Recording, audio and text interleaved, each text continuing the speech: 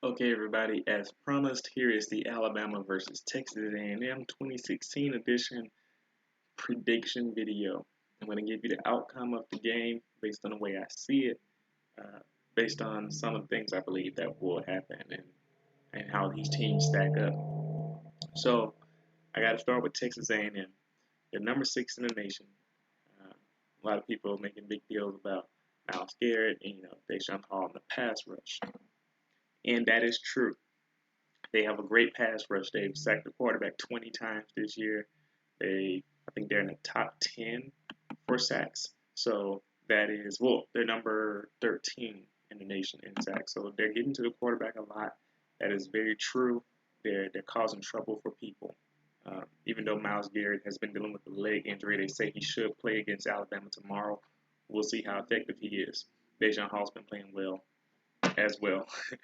Also, they've intercepted quite a few passes this year. They actually intercepted 7 passes this year, which is the same as Alabama. So a lot of people were making a big deal about their defense. So what I've noticed, looking at stats and looking at numbers and looking at the way they played, they have created havoc for offenses this year. They've gotten sacks, they've gotten interceptions, put pressure on the quarterback. They've caused havoc. They've wreaked havoc on people. But they've been porous in the amount of yards they've been giving up. They sort of kind of been playing bend but don't break. But I don't think they're necessarily trying to play bend but don't break.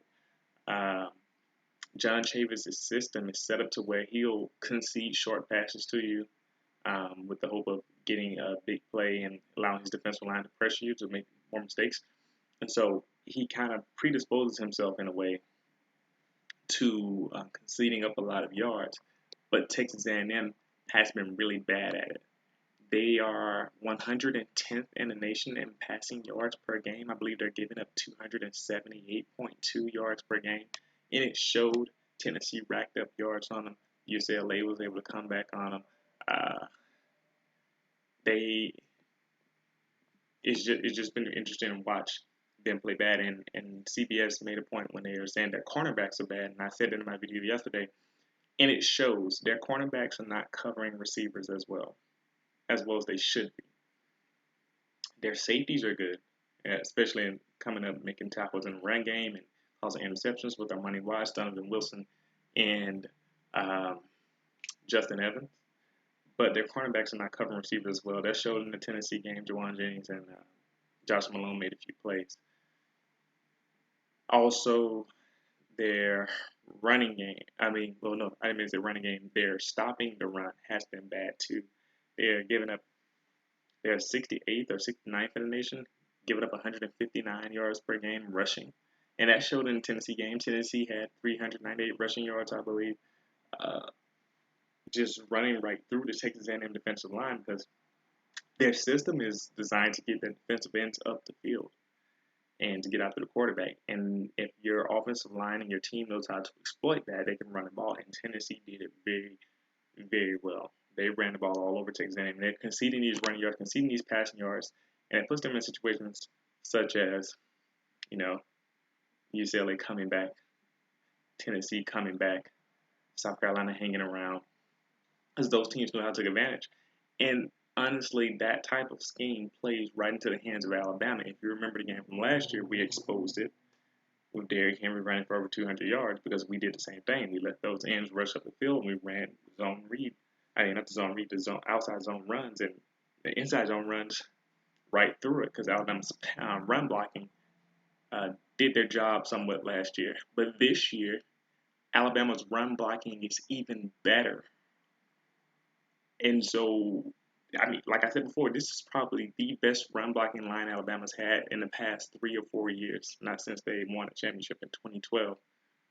That's just how good this offensive line's run blocking has been compared to 2015, 14, 13.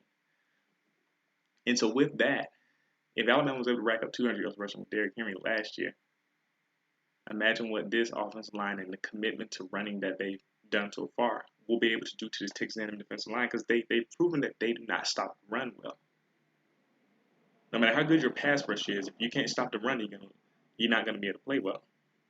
And not to mention that they concede those passes, so Jalen Hurts, the offense is designed around him getting the ball to the playmakers. And they're going to keep seeing those yards against Alabama's skill position players. They're going to take advantage of that. So people have made a big deal about Texas A&M's defense, but statistically they're bad.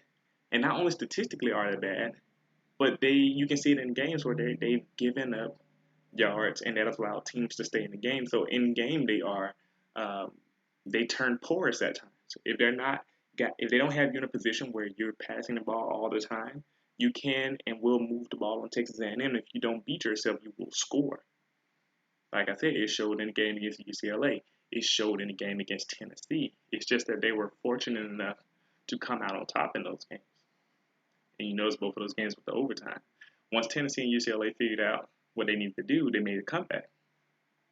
Tennessee issue was they had 7 turnovers. UCLA, they turned the ball over. And that's why I said they're good at wreaking havoc. They're good at getting the plays that will keep your offense off the field, take advantage of your offense's mistakes, and get their offense back on the field. Speaking of, Trevor Knight, let's not make a big deal about this, guys. Yes, he played on Oklahoma's team that beat Alabama. That was a while ago. Different team, different defensive personnel, fresh face. What I said about Trevor Knight yesterday, 53% completing passes. At times, he's throwing the ball great down the field. At other times, he's throwing the ball into the ground, and receivers have no way to get the ball. That inconsistency against this Alabama pass rush, I don't know if he'll have the time to even set up one of his on and off again throws down the field. I believe that he will be pressured, and that Alabama is much more consistent at stopping the run, even quarterback runs now. So he won't be able to make as many dynamic plays. So they're going to force him to make the best throw every time. Now, Alabama's defense is designed to do that. Alabama's defense has always been, Nick Saban's philosophy is to line up, play man-to-man coverage, and force your quarterback to make the perfect throws. When we've lost games, quarterbacks have been able to do that. In this game, Trevor Knight will not be able to do that. One, because our pass rush is even better. He's always forced your quarterback to beat him with perfect throws. Now he's forcing your quarterback to beat him with perfect throws and stay calm under pressure. Most quarterbacks don't do that, which is why Alabama always wins games. But Trevor Knight will not be able to do that. Tim Williams, Ryan Anderson, Deron Payne, they will pressure Trevor Knight, and he won't be able to complete passes consistently down the field, let alone the passes that he misses in the short range too. He may hit some, which will get them maybe a score or two, however many they get, because with these spread schemes, one mismatch and one missed tackle and you can get a touchdown. So you can never really predict those fully, but they won't be overall successful. Not to mention that even though they're committed to running the ball on the Noah Malzahn, Alabama's specialty is stopping the run. They won't be able to run the ball well. The game's going to be all on Trevor Knight, and he won't be able to stop them.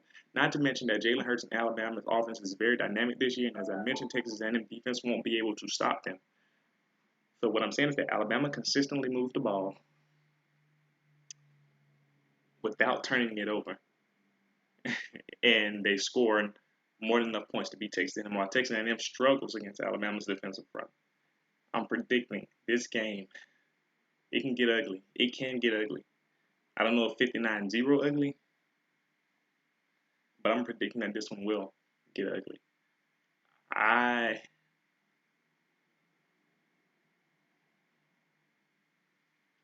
Because Texas A&M receivers are pretty good, I'm going to give them 2 touchdowns.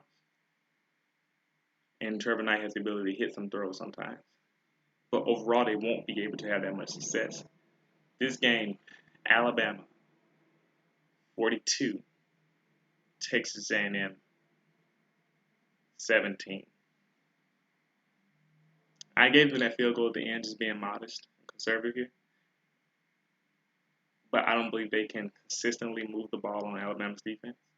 They may hit a big play here and there, but they won't be able to consistently move the ball on Alabama's defense. In their defense market, their defense won't be able to stop Alabama consistently move the ball. Their defense hasn't done it all year. They've wreaked havoc. But I don't believe they'll be able to wreak enough havoc on Alabama's offense to get them out of rhythm and actually stop them from scoring. Jalen Hurts doesn't make a lot of mistakes to begin with. All Alabama have to do is make sure they don't fumble the ball, and we're going to run this game to victory. 42-17. Thanks for listening, guys.